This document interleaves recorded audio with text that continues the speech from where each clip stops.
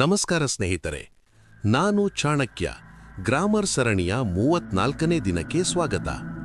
ನಾವು ಇಲ್ಲಿಯವರೆಗೆ ನಾಮಪದ ಅಂದರೆ ನೌನ್ ಮತ್ತು ಕ್ರಿಯಾಪದಗಳ ಬಗ್ಗೆ ಕಲಿತಿದ್ದೇವೆ. ಆದರೆ ಒಂದು ವಸ್ತು ಹೇಗಿದೆ ಅಥವಾ ಒಬ್ಬ ವ್ಯಕ್ತಿ ಹೇಗಿದ್ದಾನೆ ಎಂದು ವರ್ಣಿಸಲು ನಮಗೆ ಕೆಲವು ಪದಗಳು ಬೇಕು. ಉದಾಹರಣೆಗೆ, ಆತ ಒಳ್ಳೆಯ ಹುಡುಗ ಅಥವಾ ಇದು ಸುಂದರವಾದ ಹೂವು. ಇಲ್ಲಿ ಒಳ್ಳೆಯ ಮತ್ತು ಸುಂದರವಾದ ಎಂಬ ಪದಗಳನ್ನೇ ಇಂಗ್ಲಿಷ್ನಲ್ಲಿ ಅಡ್ಜೆಕ್ಟಿವ್ಸ್ ಅಥವಾ ವಿಶೇಷಣಗಳು ಎಂದು ಕರೆಯುತ್ತೇವೆ. ಭಾಗ 1. ಅಡ್ಜೆಕ್ಟಿವ್ ಅಂದರೇನು? ಒಂದು ನಾಮಪದದ ಬಗ್ಗೆ ಹೆಚ್ಚಿನ ಮಾಹಿತಿ ನೀಡುವ ಅಥವಾ ಅದನ್ನು ವರ್ಣಿಸುವ ಪದವೇ ಅಡ್ಜೆಕ್ಟಿವ್. ಇದು ಆ ವಸ್ತುವಿನ ಬಣ್ಣ, ಗಾತ್ರ, ಗುಣ ಅಥವಾ ಸಂಖ್ಯೆಯನ್ನು ತಿಳಿಸಬಹುದು. ಕೆಲವು ಉದಾಹರಣೆಗಳು ಇಲ್ಲಿವೆ.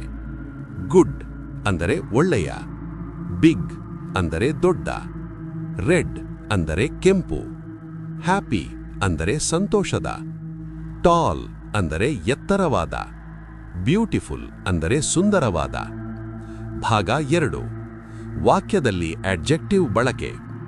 ನಾವು ಮಾತನಾಡುವಾಗ ಅಡ್ಜೆಕ್ಟಿವ್ಸ್ ಅನ್ನು ಹೇಗೆ ಬಳಸಬೇಕು ಎಂದು ಕೆಲವು ಉದಾಹರಣೆಗಳ ಮೂಲಕ ನೋಡೋಣ. ಬಣ್ಣ. It is A blue pen. ಇದು ನೀಲಿ ಪೆನ್ನು. ಇಲ್ಲಿ ಬ್ಲೂ ಎಂಬುದು ಪೆನ್ನಿನ ಬಣ್ಣವನ್ನು ತಿಳಿಸುವ ಅಡ್ಜೆಕ್ಟಿವ್. ಗುಣ. She is A kind woman. ಅವಳು ದಯಾಳು ಮಹಿಳೆ. ಇಲ್ಲಿ ಕೈಂಡ್ ಎಂಬುದು ಅವಳ ಗುಣವನ್ನು ವರ್ಣಿಸುತ್ತಿದೆ. ಗಾತ್ರ. This is A small box. ಇದು ಸಣ್ಣ ಪೆಟ್ಟಿಗೆ. ಇಲ್ಲಿ ಸ್ಮಾಲ್ ಪೆಟ್ಟಿಗೆಯ ಗಾತ್ರವನ್ನು ಹೇಳುತ್ತಿದೆ. ಸಂಖ್ಯೆ. I have 2 apples. ನನ್ನ ಬಳಿ 2 ಸೇಬುಗಳಿವೆ.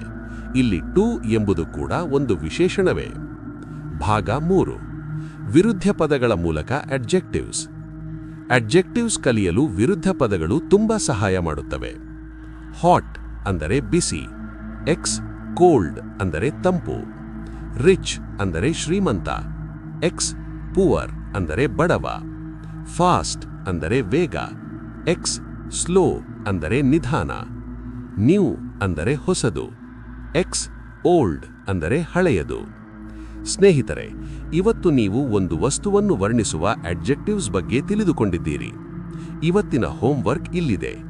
ನಿಮ್ಮ ನೆಚ್ಚಿನ ಬಣ್ಣ ಮತ್ತು ನಿಮ್ಮ ಎತ್ತರ ಅಂದರೆ ಟಾಲ್ ಅಥವಾ ಶಾರ್ಟ್ ಬಗ್ಗೆ ಇಂಗ್ಲಿಷ್ನಲ್ಲಿ ಕಮೆಂಟ್ ಮಾಡಿ.